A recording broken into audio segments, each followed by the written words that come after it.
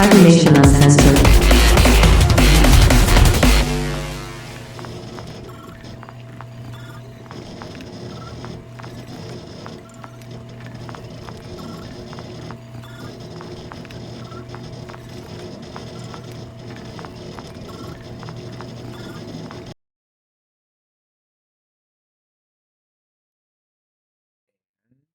We're off.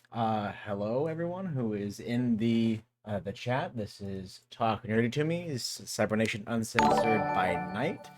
Um, Welcome if you are tuning in live.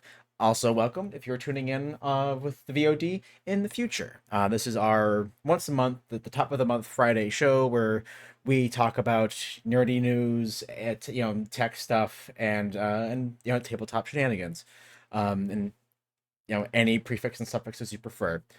We normally have all three of our beautiful faces, or at least these two people's beautiful faces, gracing us. But our co-host Gomi has just a brief little personal emergency that's making him run a little bit late. He should be joining us not too far in.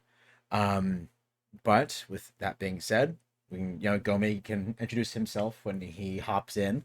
The future, exactly, Dratus. Um, and so I am the talking head in the middle, your perpetually disheveled host, Alex Maxwell.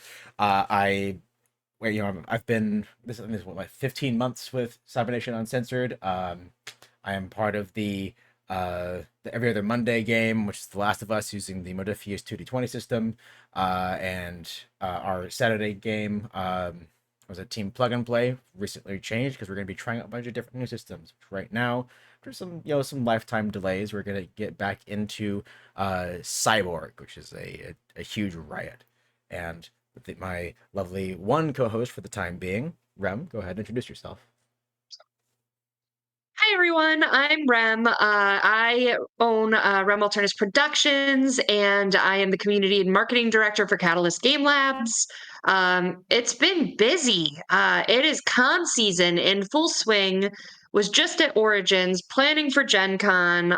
We were just talking before the show, planning for a San Diego Comic Con trip.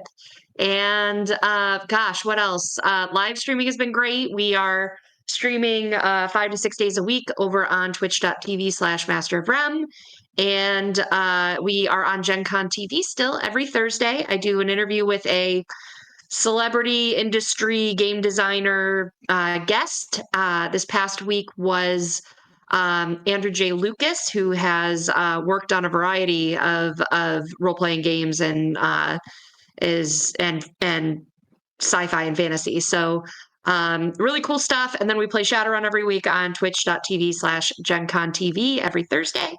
Gosh, that's what I can remember about my life at 11 p.m. Eastern time.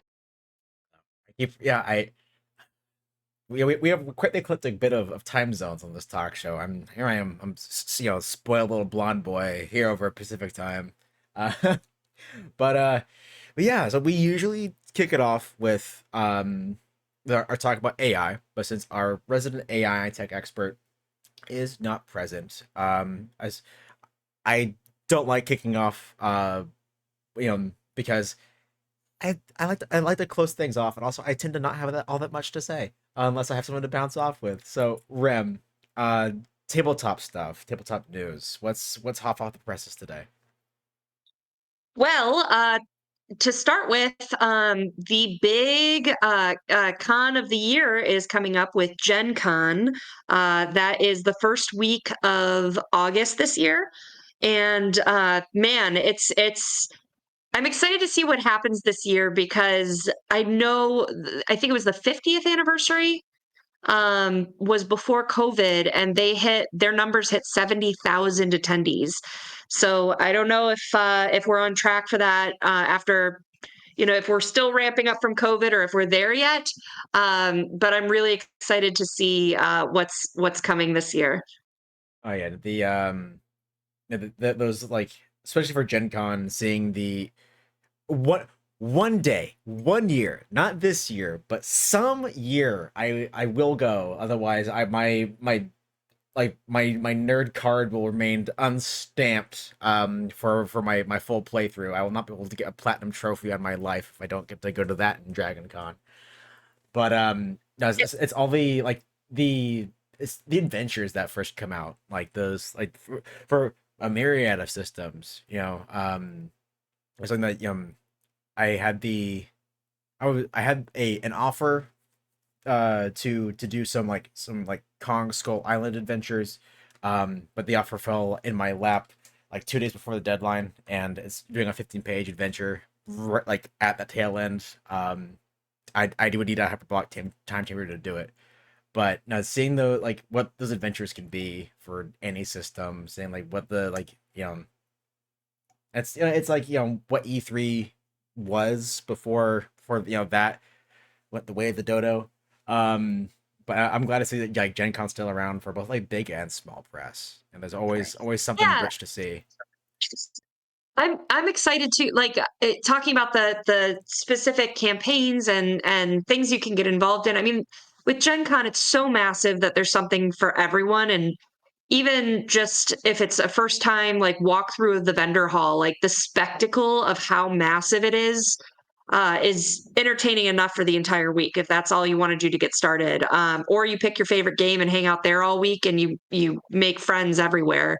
Um, I'm excited for I think my tradition because I don't get to play as much Shadowrun anymore that now that I'm working for the company and working for my own company and everything that I'm doing. So I think I'm going to make it like my tradition that like during Gen Con, I play the tournament, which is a 2-day game of Shadowrun. By the way, hair flip here. My hair is up, but I've played in 3 tournaments and I've won second place every time we've played it. I'm Nice. going to get first one of these times, but I love it because you sit down at the table and they just give you a character. So you've never seen it before, and you just lean into the role play, and you're scored on the mission. You're scored on role play, and a couple of other things. But I love that kind of vibe that happens at Gen Con where you get these special adventures. No, that's a because we did, my home game did something like that for April Fool's Day. It was weird being an April Fool's baby, making the birthday boy the dancing monkey, the DM. But the yeah, but yeah, we just like for the, like an April Fool's Day thing. It was yeah a bunch of blind characters and just do like character roulette, and just doing a one shot. That's but doing that in like on a massive convention scale. That sounds freaking phenomenal. Oh man. That's They're a lot of fun, and they've stretched where like they'll give you a little glimpse into more of the lore or a specific type of run that you don't get to normally experience. So just the difference of it, it's so memorable, and you're at a table with strangers, and it's like the first tournament I did. I'm still Facebook friends and still check in every year with the guys that I was at the table with. Like, are you guys going this year? We gotta try to get a table together again. yeah. No, that yeah. Oh man, there's been like to like definitely like to like a lesser degree. It's because like because I've been attending San Diego Comic Con since my high school years. Um, that was just like a lot of look of the draw stuff. But yeah, running into meeting either people online or like is we like waiting for a signing, a Hall H, or like doing like those like little group activity things. There was for God, it wasn't Warhammer, but it was for like one of those like those tabletop skirmish war games. They just had like, here's like the new army we're showcasing, and little me's like I'm gonna get these and paint them because that's all my allowance can get. Yeah, it's like meeting people there from younger than me to way older than me at the time, and yeah, it's like still managed to like stay in contact with a good fair bit of them. So yeah, it's awesome networking for like business and just recreational, right? Yeah, definitely. It's one of my favorite cons. It's so different. Each con has its own like feeling and personality.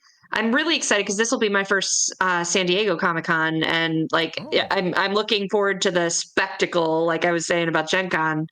Gen Con is just so massive, and it's about the experience to me of like being around so many people who love the things you do. Yeah. But like there's other cons that are still big, like Origins Game Fair in Columbus is, gosh, I think this year was probably somewhere around 15,000 people. So it's a big con, but it feels more intimate where like it's more, you have more time to sit and talk and build those relationships that you might not have like at Gen Con because there's so much happening everywhere. Yeah. Um, and then there's other ones that are like better for networking in the industry or better for sitting down and playing a game or learning games or demoing games or whatever. So they each have their own little value, which I like. Uh, but yeah, that is my con news. The next news I have, well, kind of what I want to talk about is a couple things with Magic the Gathering.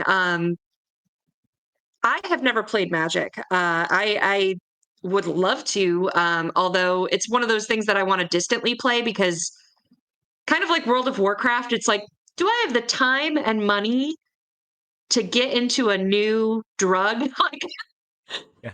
because I know it's gonna take everything, right? Like, so it's like that distant where I want to say I've tried it once or twice and enjoy it and know what it's about without selling my soul to. And that was that again that was me with Warhammer 40K.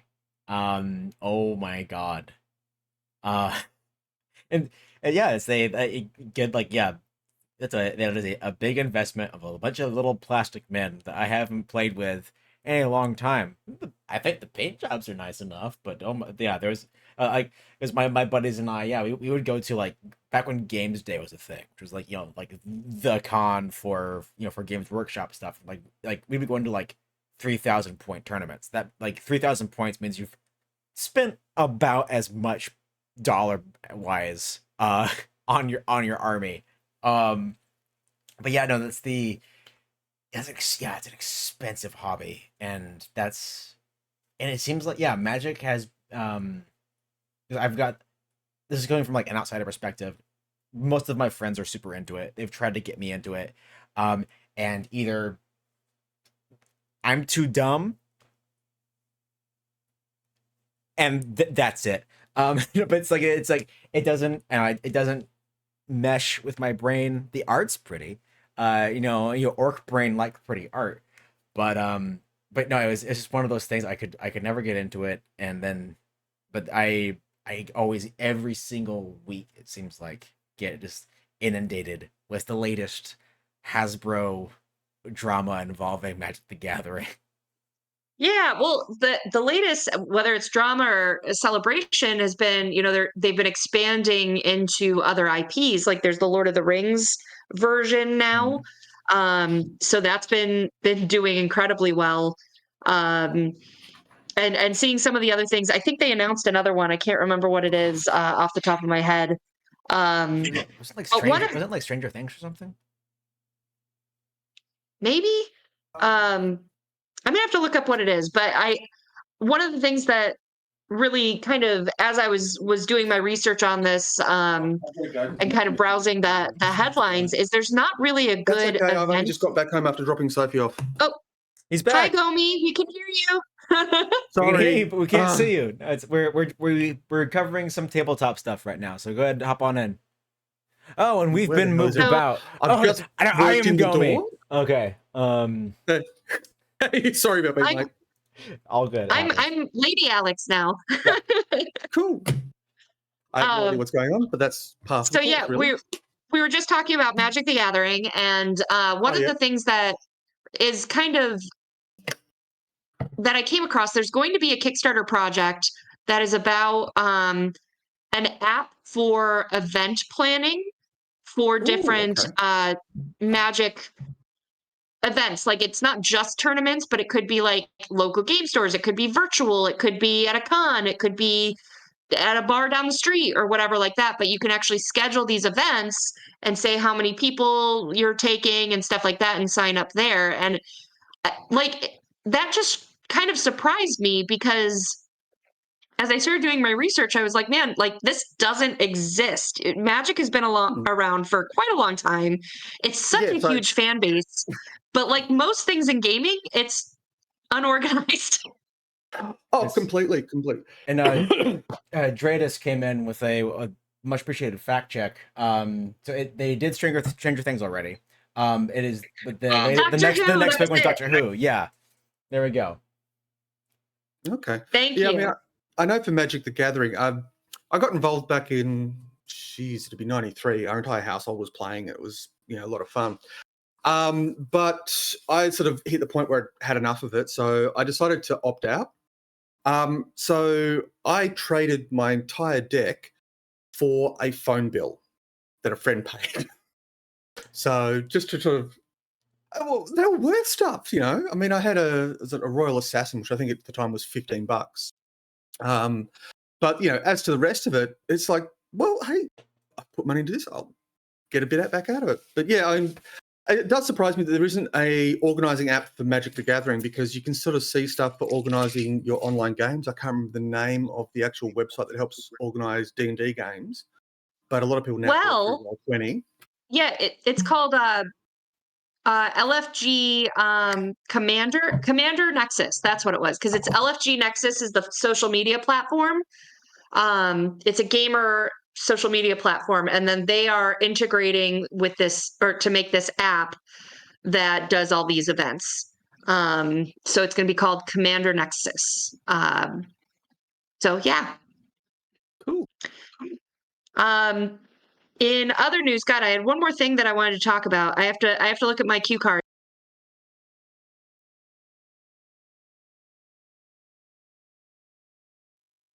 Aha. So I mentioned when I did my intro about I've been thinking about this a lot lately. When in the intro, I talked about my interview show on Gen Con TV, and lately I've been having a lot of authors on. So like I've talked to Kevin J. Anderson, Andrew J. Lucas, uh, DJ Bodden, Jennifer Brozek, Russell Zimmerman, like all of these writers that have fiction lines in sci-fi and or fantasy that have gotten also into gaming.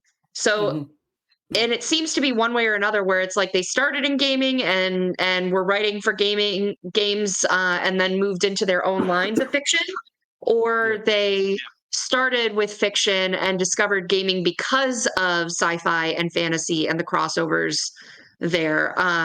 One example is Kevin J. Anderson, who, for those who don't know, is of he is one half of the current writing team for the Dune books and gets screenwriter credit for the movies now. He's written for the X-Files. He's written Star Wars. He's done a ton. He's honestly a major contributor to what we know of sci-fi at this time. And he has a book coming out that he worked on a screenplay with and collaborated with NASA based on the closest viable planet to inhabit life, which is Proxima B. They call it Persephone so that it's easier, but one of his books, I don't think it's the Persephone one, I think it's a different one, but one of his books is being worked on and converted into a board game. So like that kind of crossover again, where you're starting to see it more and more, whether it's gaming into fiction or fiction into gaming. But it's really neat. I'm kind of about it, and I like to see how they make that spin, where like they make the game mechanics something that you still, as a fan of a book, how do you bring a fan of a book into gaming in a way that makes it interesting to them? Yeah. Have you ever played the Firefly board game? Which one? The what? Firefly, the board game. Yes. No. Yes. I mean, for me, I can see the fiction play out and playing that game with my friends, and the mechanics really integrate well with what you imagine that world to be like. And you mentioned Persephone, and it's like, oh yeah, that's in the Firefly in the verse. But I mean, it's a rumor I heard somewhere was that Joss Whedon was originally a player of Traveller, the RPG, because one of the worlds named in the verse is Bellerophon, which is actually straight out of Traveller, as far as I know. the chat will probably fact check me on this and say, no, you're completely wrong, blah, blah, blah. That's perfectly fine. I'm happy being wrong. It's my normal state of being. But yeah, it's looking at that crossover between creative fiction writing or spec fic or sci-fi, fantasy, etc., and gaming. The two are really strongly linked. There's actually a study I read last week out of Taiwan where they got 150 participants and tested them on their creativity skills. And the group that were role players scored higher. So yeah, it's the whole thing. It's because if you're a role player, you're because then if you're just like if you're just like writing and just as a writer, but I'm also both. It's because you constantly exercise those those creative muscles. Once a week, every other week. Once a month, or in the cases of us that stream, sometimes like 3 to 6 times in a week. Yeah, and after it's just like, this is Sarah Sounded. No, but yes, that's the whole thing. It's like you use use it or lose it, but you use it a lot, and you're gonna that right side of the brain is gonna develop biceps. It's gonna get swole. Yeah, so it's always yeah. No, that's about it. Yeah. Okay, cool. I was just going to say, because like one of the things I really enjoy about the subjects I teach, which is multimedia, digital media, is how to tap into that creativity, how to get kids reconnecting with that part of themselves that you kind of shut down going through school. It's like, oh, I've got to learn this bit of theory, this sort of thing, and you don't get the chance to exercise your creative muscles. And the reality is, that's what businesses want. They want people who can problem solve. They want people who can communicate. They want people who can think outside that box and come up with new and different solutions. And this is, one of the things that really vibes with me with role-playing games is that it really helps you build those biceps, as you said. It's practice to becoming a storyteller. Like, I used to think that I would never GM because I didn't know all the rules. I don't have a good mind for rules and stuff like that. But the more you practice it and realize that you don't have to know all the rules, you can make them up and learn as you go, or just make them up. But it starts to unleash that ability to think through a story and think through one of the things my guest said this past week that really helped me, because I don't think that I could be a writer, because like I tried when I was a teenager or something, and in the time it took me to type one sentence, I had 15 ideas that came into my head and left. And it was frustrating for me. So I can talk, I can't write. But at the same time, one of the things he brought up that I think could help me organize if I chose to do that is, you think of what your main plot is, like the story you want to tell, but then along the way for role playing, you make a flow chart almost where it's choices. So it's like, okay, you need to go to this town and this person is going to ask for help. Here's what happens if they say yes. Here's what happens if they say no. Or here's what happens when they encounter this and they do this or they do this. Yeah. And then so as you start to think about that, it helps you build the characters and the NPCs as well, to be like, okay, well, how are they going to react to that if they don't get help? And that kind of starts to build out the world and like the feel of the setting and the people that you're interacting with. And I really like that idea. And the thing I'm sort of using a while back was I used Google's Docs and the voice to text feature. So while I was out doing yard duty, wandering around, spending 10, 15 minutes making sure nobody's getting into trouble or watching cars drive past, basically, I would be recording down my ideas and get them dumped into text. And then I'd go back and try and translate them into something like more coherent, because things get chopped off and all that sort of stuff.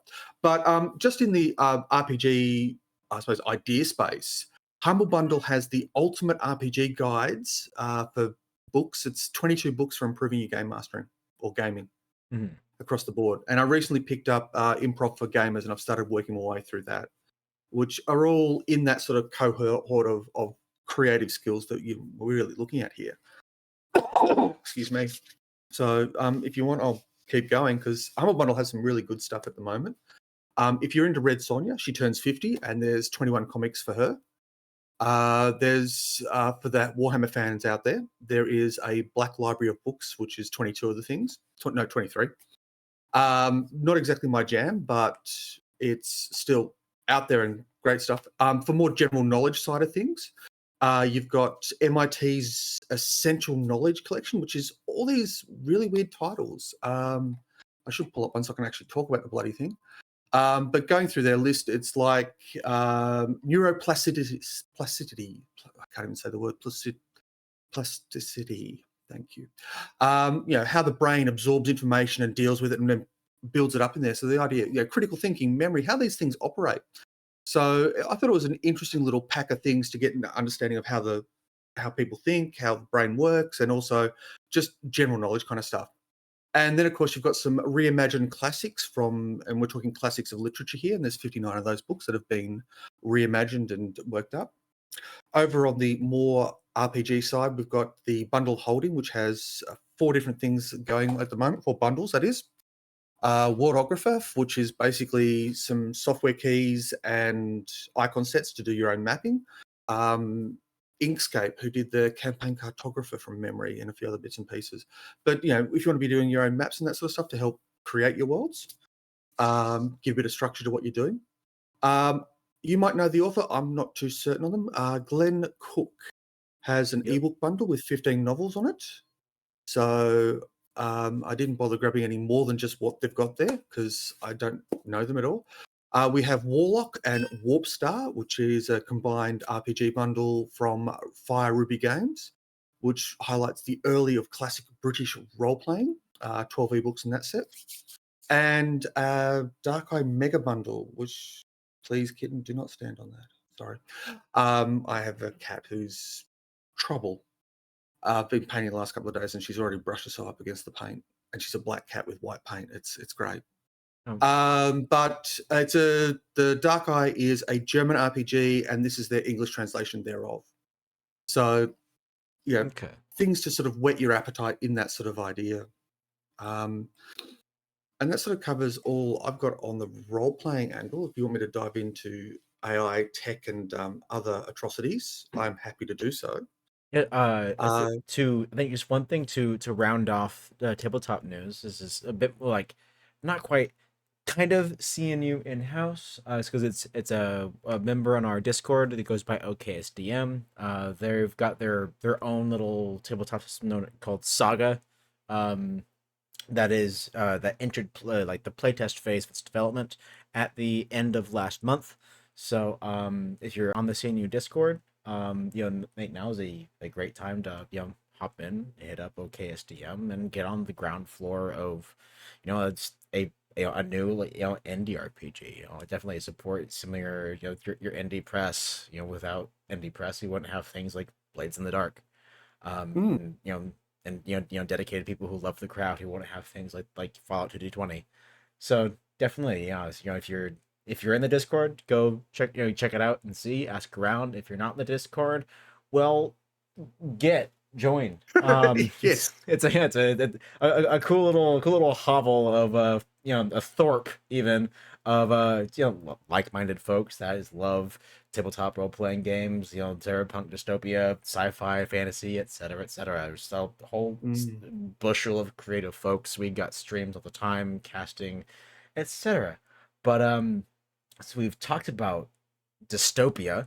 So that we've got that buzzword. Now we can go into tech and see what's happening there today. Well, I mean, the first pointer I sent you was artificial incompetence, and I didn't bother keeping notes to this because I just thought it was hilarious. But there's a AI that's meant to be the best Go player in the world, and it can beat all the masters, but it can't beat idiots. Oh, my time has come. Excellent.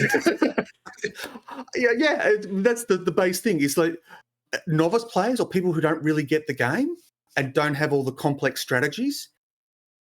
The AI can beat the masters, but it can't do so well against people who are just chaotic or exploring those weird spaces against it.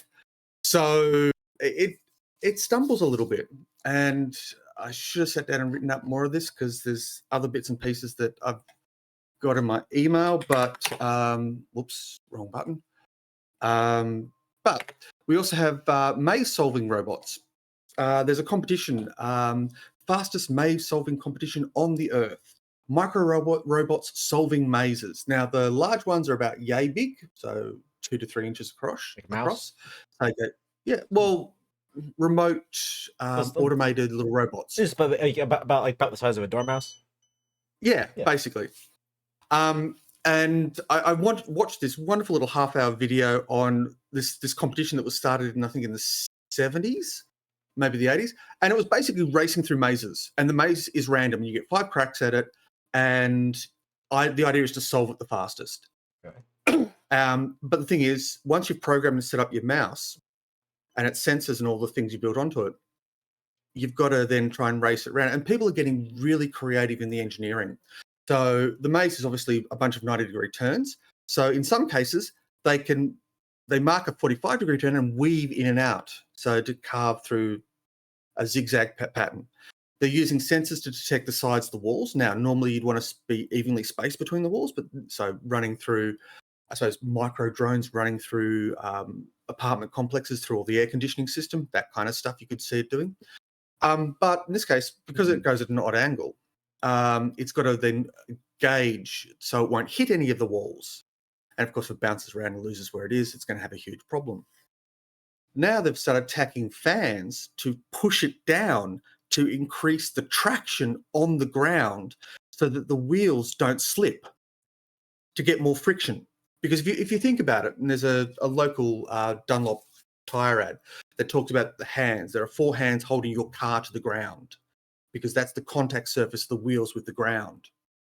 And so when you look at racing cars, especially Formula One, they'll slightly underinflate the tyres to get that better traction area, a bit more softness to it, but it tends to destroy the tyres a little quicker. So they're now trying another solution with these little micro cars to basically get them to adhere to the grounds a lot quicker. Also in the area of robotics, we have new plasma robots that can dig tunnels 100 times faster and 98% cheaper. So using, I assume, superheated plasma.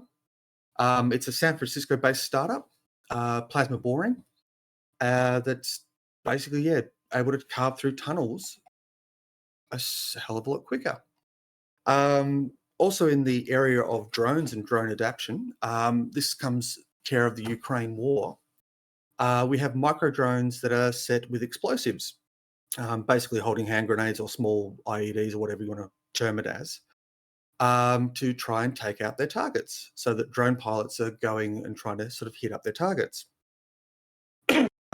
Which brings me to, I suppose, a movie made by an AI researcher in 2017 called Slaughterbots, which is basically micro drones. Again, in the movie, they're sort of 3 inches across, packed with a small charge of C4 explosive and designed to impact against people's foreheads. Fairly horrific and terrifying, but Serious, buddy. Basically. But the thing is, these are 3 different applications of that sort of same sort of remote and drone technology. But on the flip side, if you're communicating as a remote with your little controller thing with a remote drone, they can triangulate your signal. They can work out where you are, because you have to do either a direct line of sight transmission, usually via laser, with the drone and the drone back to you so you can control and communicate with it. Or conversely, you broadcast the signal out in all directions so it hits that drone and the drone then bounces the signal back at it. But that makes both you and where the drone is really obvious. It's like walking through a dark maze saying, "Hey, where are you?" Trying to sort of sound off to hear somebody, and everybody's going to know where you are. So that was sort of a bit, that's a little bit of communication theory from the engineering perspective of how things bounce signals back and forth with one another. But interestingly enough, if you look at something like the mobile phone, we have the GIS, or Global Positioning System, GPS, sorry, telling, we pick up from satellites in orbit where we are precisely. The maths behind that is an absolute mess in your head, and I don't want to go there because it's been a long time since I've had to heavily maths, and I'm recovering now. But when you look at these systems, it's based on how accurate your clock is, because the transmission from orbit down to where you are, it's got to pull in signals from multiple different satellites to work out where you're at. And so your phone is picking up transmission from multiple services to say, or satellites to say, okay, I'm here within. And the US government, which actually developed the system, I'm not going to put a date on it because I don't know. Initially, they were accurate to 10 meters, and that is the stuff, or I think it was 50 meters, that would share with the rest of the world. Their stuff was obviously more accurate. And now with GPS positioning, they're sharing like down to about 5 meters with everybody. So we have this global system of positioning where things are at. So that's part of it. But an article I read recently is looking at text messaging. So when you pick up your phone and make a call, right, your phone pings to a local tower, so you can sort of make a connection to that tower then connects to the phone grid, so you can call the person at the other end, right? So that tower knows roughly where you're at, right? And if you're moving, multiple teleco towers can pick up where you're at. And using 2 of those towers, you can get a rough position. Using 3, you can get a precise position. They're now able to do the same thing when you send text messages. So this is sorry, I'm just going into stuff I know about. You ask questions and I talk things. There's an article out of I'm halfway through reading it, but the lady who is the president or one of the high ups in a end-to-end encrypted app called Signal. It allows you to send encrypted text messages from your phone to another phone, and nobody can intercept and decipher them, supposedly. But she was talking about privacy is, was it an illusion? Was it nice to have? It was something.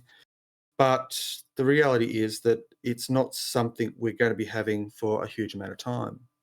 The privacy is something that's been like that has been growing, increasingly gossamer thin in the the information age. Every single year with all from things of phishing to like data mining from social media sites. It's like who you are and your identity as a person is always up for bid on the digital hellscape of the internet. So here's to you, netrunners. You are only hope. Privacy is magical thinking, is what she's saying, and this is somebody who is being heavily involved in developing and having a secure app that allows you to end-to-end encrypted private messaging. I mean, I look at it these days and go, well, what is the face I want to present to the internet of who they think I am? And then there's the me somewhere else.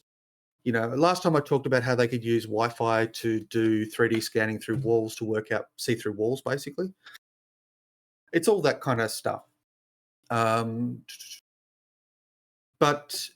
one of the big benefits of artificial intelligence that is slowly coming to light is AI is really good at discovering the possibilities within a space. Like if you have chemistry and all the possible molecules you can smash together to build a substance, right? And then try and work out how to make that substance. That's going to take a person a huge amount of time to be what, in essence, is a fair bit of grunt work. So they're now talking about using AI to do that material discovery. What materials are viable to be produced? Okay. And then we can be looking at the properties of those particular materials. So I can't remember where I saw this a while back, but they're talking about doing stuff like 3D printed ballistic polymers. So that because of the combination of the shape of the material and the air gaps and that sort of stuff, it's able to absorb the damage to a lot higher threshold. But they're also talk about using AI combined with CRISPR to precisely control gene expression. So designer babies and Gattaca, anybody? Say that again. Designer babies and Gattaca. Yeah. The movie Gattaca? Yeah. Yeah. Yeah. I'm sorry. No, I'm just regurgitating the human expression. no, but it's all, but like, because I did in the most like humanitarian implication or expression of that, it would be great to Yes. because as to be able to like go in like, oh, like the heart condition I had as a kid, and like, oh, like that's just adjust that and turn those knobs so I wouldn't have a heart condition or diabetes or whatever. But fucking this is, we've called it this before in the lame dark timeline in which we inhibit.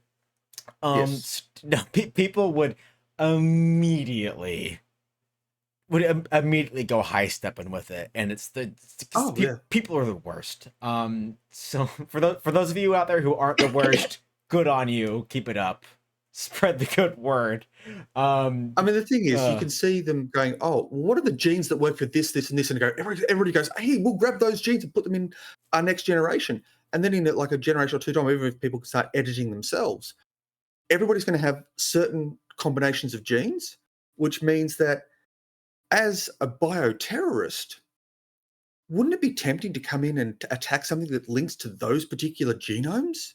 Say all the ones that make the corporate elite hyper intelligent and does something horrible to them. I mean, that story is kind of telling itself, but maybe I've been playing Cyberpunk too long. That goes into biopunk, which is its own funky punky. But that's, and I believe that's in one, like in at least one of the Altered Carbon books. Problematic as the author is, but he that's one of those things like, oh yeah, just like I think it was one some an envoy targeted a certain like planetary isotope. So people who like had lived on a certain planet long enough and eaten enough of its food, they start developing, their body has a reaction and starts ingraining that the various proteins, enzymes, etc. It's like, oh yeah, it's like an enzyme contagion bomb. So anyone who has that enzyme, they just melt into gray goo. I'm like, that's horrifying. I don't mind if I take notes for a sci-fi game down the line. No, because that's because everyone. Yeah, because everyone's so used to like the kind of like sci-fi warfare that is 40K, which is like, but what if World War I in space? Actually, there's something I wanted to ask you guys and Chad as well. There's a book I heard about, which is World War I biplanes fighting some sort of native population of some description, and it's all sort of steampunky. And then at the end of it, a whole bunch of sci-fi fighters come in and just wipe them out. But I have no idea what the book's called, and I'm kind of curious to read it. It's an odd one. That was very specific, but I'm not sure. Yeah. Good description. Well, I thought I'd ask because it's like, I've got no idea, or as they say, NFI, no figurative imagination about such things. But on the other side of AI discovering interesting stuff, the most powerful anti-aging molecules ever. So we're now looking at ways of extending human life, et cetera, which, again, when I look at any piece of technology, I go, well, okay, this is what it does. This is how it can be used for good. This is how it can be used for evil. I know we're going to end up somewhere between the two extremes, given that we're looking at the most dystopian timeline ever.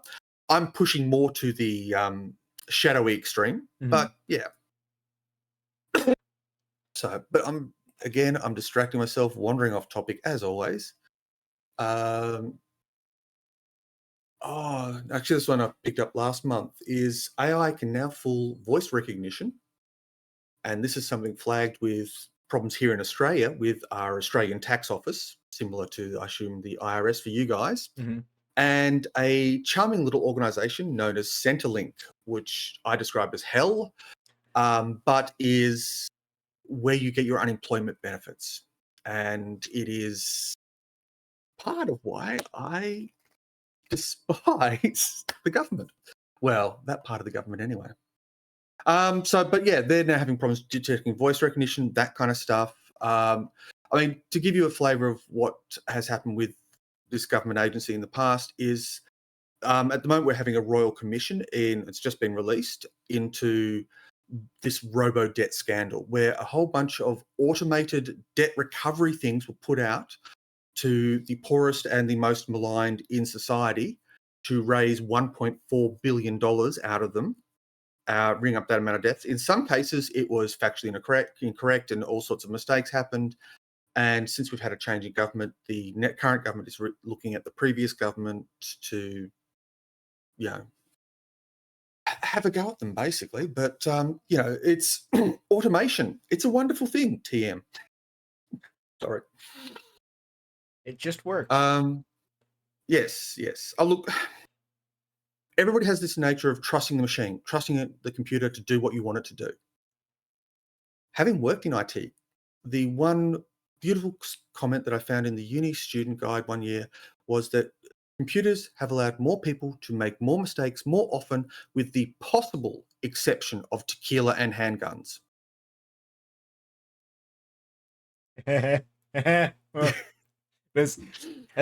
I'm from the inland redneck side of Southern California. You have no idea how close that hits to home. Oh my lord. It's really fortunate that this show is on a channel that features cyberpunk dystopias. Yeah. It gets dark. Yeah, it's all hey. Sorry. Tequila and handguns. That is, and yeah, that would be Johnny Silverhand's autobiography. Yes. But it's slightly more lighter news. The Sydney funnel-web spider, arguably the most dangerous spider in the world, has a neurotoxin that will kill off the crab-eating marquette with 0.2 milligrams per kilo of weight for its bite. When it bites, it injects a lot more than that.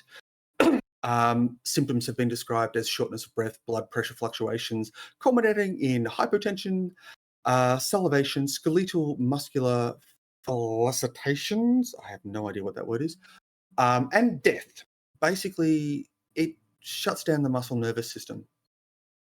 Thankfully, here in Australia, we developed I want to say anti-venom, but basically a solution to it. And there have been no fatalities since 1981. So we're doing a lot of research in that area. And it's created by actually milking the spiders to help develop the anti-venom. It's a fun, great thing to have on your resume, professional spider milker. Oh, yeah. The largest one is 4 inches across. No! Lucky for everybody in the world, they only live within 100 kilometres of Sydney. With climate change, they may migrate south a little bit. However, the interesting thing is that it can adjust the quality of its venom based on its mood. I have no idea how they set up the mood lighting for the spiders and got them and then milked them to detect this. But yes. Good night, everybody. I'm out with the mood changing venom changing spiders that are 4 inches long. Nope. That's my secret, Cap. Science I'm always over. angry. No more science. Oh my! That is horrifying. That's all. I'm definitely going to be using it for driders in my next D&D campaign. But I mean, the cool thing is we haven't had any fatalities since '81, and that was I believe, a small child, sort of 10 years old, who'd been bitten and didn't get treatment soon enough. So, on that regard, I mean, if you look at the list of the 10 most venomous spiders, have a guess of how many live in Australia. Almost there. I would say it's like 9. I was about to say 9, yeah, because there's because the one exception would either I'd have to say like Africa or the US. Australia is God's science experiment. It's like if we just if you like, go to like the sign that says "Welcome to Australia" and you scrape off the paint, it just says Isla Nublar. Like It's fat. There's always a fat. Jurassic Park reference in our show. It has to be. Life finds a way. Oh yeah. But good lord, no, that's things I the burden of knowledge. Because now, yeah, and I'm definitely gonna be putting fucking like mood ring toxicity into like my arachnoid and like antagonists in my D&D games. Like that sounds. Can you imagine starting a D&D fight where like, okay, you're fighting a Drider and it does poison damage, but throughout the fight you're making it matter, and so it's doing more and more damage to you. Yeah, you have to take it. You gotta take it in quarters. Yeah, And your con save, your DC gets higher and higher. Yeah, Yeah. It's gonna be horrendous. Yeah, people. Yeah, you're like, what happened to the barbarian? He's in his boots, and he's like, Yeah. But good lord.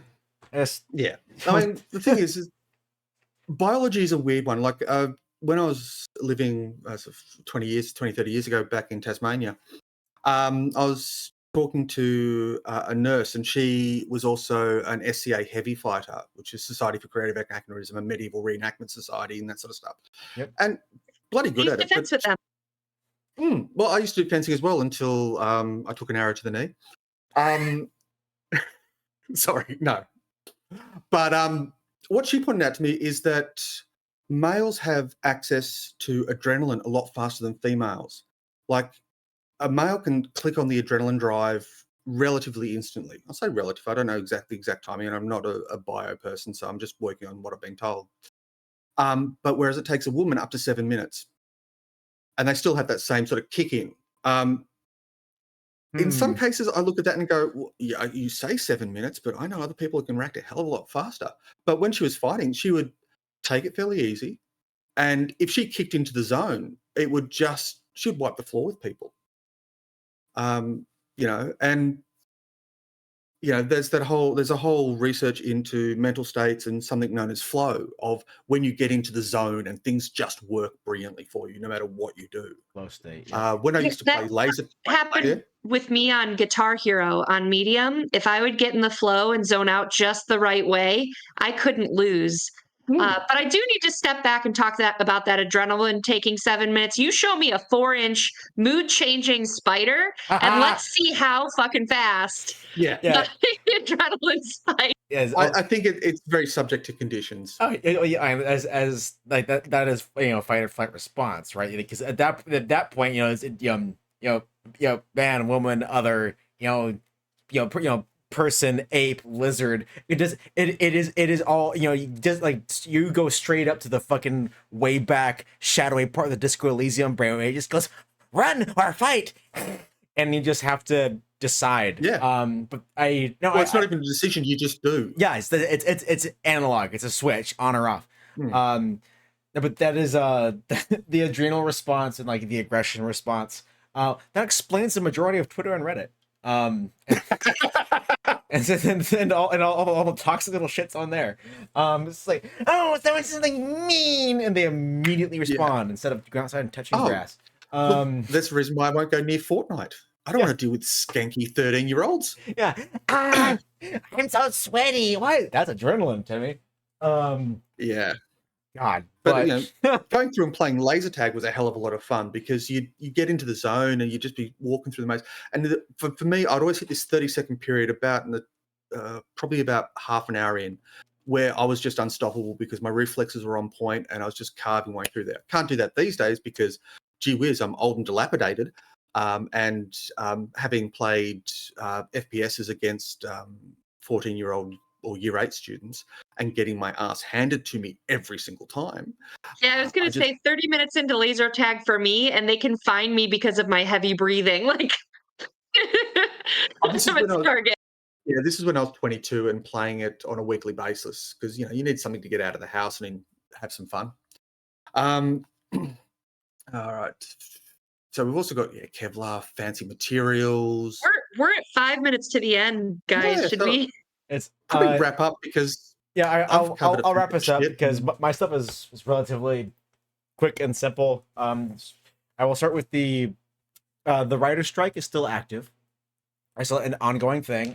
We've talked about Comic-Con in the initial segment of the show, and how Comic-Con has been directly impacted by this, by the ongoing writer strike. Whereas for the first time in almost a decade, Marvel and DC are not having their massive media spectacle at Hall H, and a lot of like major major outlets are just not having their huge showcases. There's still some, mostly for things that have already been filmed. Like Good Omens is going to and what's the Continental Show? They'll have like theirs, but there's not like the big stuff is going to be happening this year. Which for yeah, it's a bummer for some, but also like the focus is narrowing to going back to comics and a lot of like creative stuff, and talking about the flow state. As a writer, that's when I sit down with like good music, and I didn't realize 5 hours have passed and I've written like 8,000 words, right? And having like just a huge deluge of like writers workshops that I'm personally looking forward to. Like a bunch of like new comics and like graphic novels are going to be debuting there. I can't wait to get my hands on them.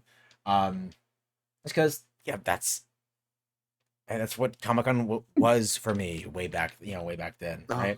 Um, I on mean, but when I walked in here, sorry to butt in, Go but ahead. when I walked in here, I heard me on the phone. Uh-huh. My wife had just called me from Metro Comic Con down in Melbourne, because one of the artists for Teenage Mutant Ninja Turtles is there, and she's going to get me a signed poster, and it's like, yeah. So, Yes, that's excellent. sorry. No, it's all good. On that topic, and also back on the topic of AI, I don't know if anyone here has seen Secret Invasion, or has heard the stink that Marvel's Secret Invasion got itself in. Is that the entire opening credits is all AI? It's all AI generated. Oh, ouch. Yep. And it's not even like passable. You can see it, you just go, hmm. Oh, And I think that it's like sitting there watching that. It's like that was the first episode, and that's that. But no, it. I haven't had something leave a bad taste in my mouth in like T-5 minutes since like Rise of the Skywalker with Palpatine's returned. mm, Then there was last month there was got a whole bunch of video game announcements and peaks, from Ubisoft. You've got the big ones like Assassin's Creed Mirage, Star Wars Outlaws, and Avatar: Frontiers of Pandora. Yeah, the last of which looks like a mod for Far Cry 5, but I enjoy Far Cry and I enjoy James Cameron, so I'll probably enjoy it. yep. Bethesda's hype train for around Starfield is in full swing. We talked about the speculative science fiction. Um, I I'm just curious to see if it will be playable. How long until we get some atrocious mods for it, and will it just work? And I'll go with no, it won't work from out of the box, but given 6 months after release, it'll be fairly good. yeah, and But that's why any Bethesda game that you get on PC, because the modders will fix it for you. Um, well, as Zero Punctuation Reviews created the PC Master Race as a yeah, joke, yeah. but Here it's I still a am, thing. brother. Yeah, fucking. His reviews are fantastic. I've loved him. Yeah, since high school days. Yes. There was even though Diablo 4 had a rocky release, it's going pretty steady now. Its first was it season is starting the same day that Comic Con starts, which I curses.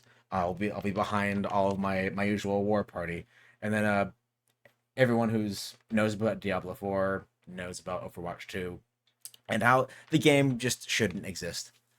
Since the foundation of its entire existence turned out to not happen. And gaming and game developers, Activision, God bless. But Well, yeah, that's isn't my somebody? rapid fire round. But yeah, what's up, Gummy? I was just thinking, like Microsoft was meant to be purchasing either EA or Activision or one of them, but wasn't that blocked by the FCC? Oh, I think it may have been blocked, or they may have had their bid contested. But my guess is because Microsoft already owns Bethesda. It owns Activision. It owns Activision. Activision owns Blizzard. So it's shit rolls downhill. So there's, that's more like corporate boardroom stuff than like game dev stuff. Yeah. It's that. But yeah. I mean, it's that whole big moving thing of, and I've just kind of think, but that was last year. I thought it was something more recent on Microsoft's problems with purchasing the entirety of the internet, given that the internet is owned by 3 or 4 different companies at this stage. Microsoft, Apple, who else do I care to name? Meta, Alphabet, But and they all have a piece of your data. So. Yep. And they all own a piece of our data, and know exactly everything we buy ever.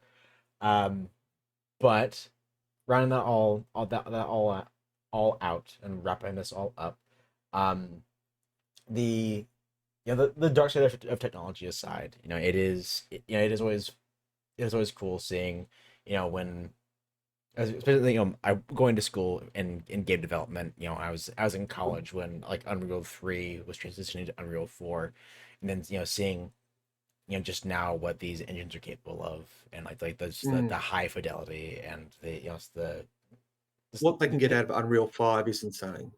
It's I remember the fucking PS2 days, man. I remember GoldenEye, but seeing this gray hair start sprouting. But it's seeing how. I'm sorry, I cut my teeth on the Atari 2600. My first computer was the Commodore 64. I should be white. Marty. No, but it is there. Well, for every dark bit of technological development, there you have bit that adds some brevity and some fun to our lives.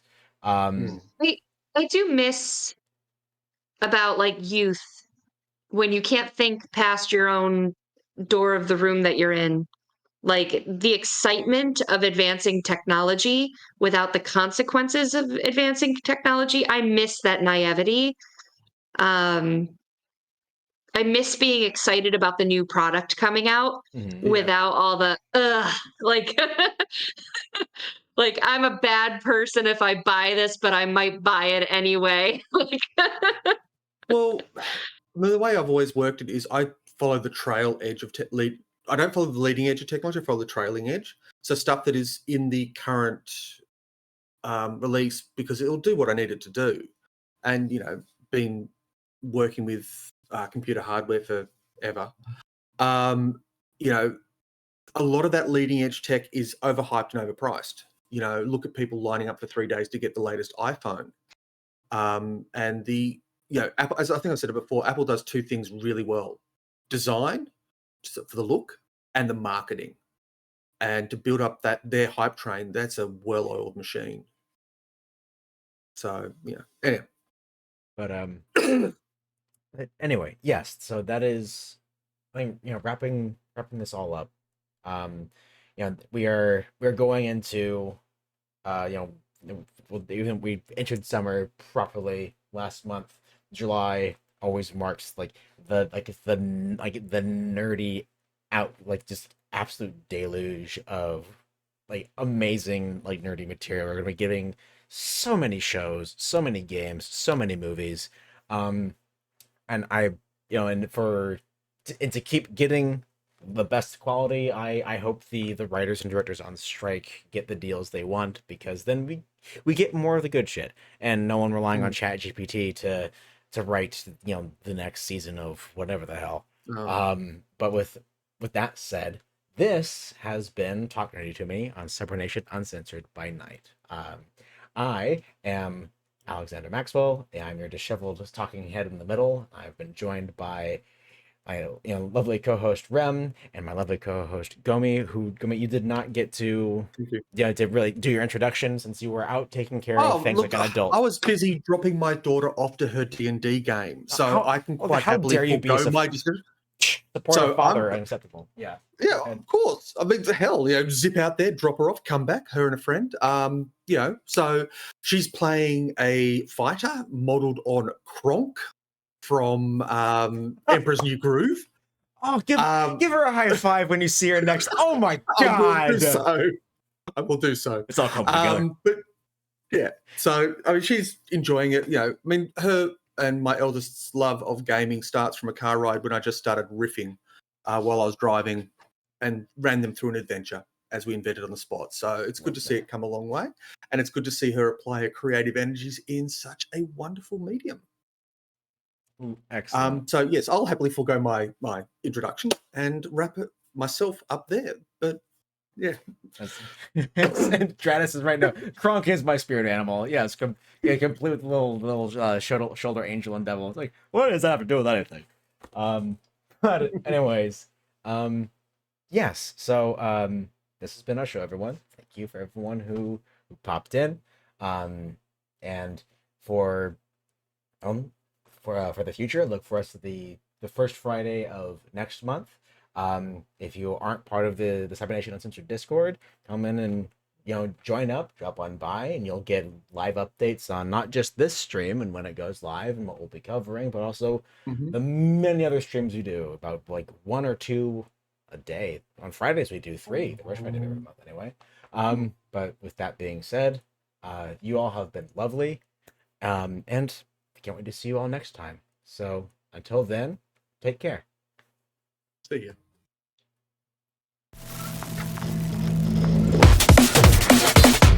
Cybernation Uncensored.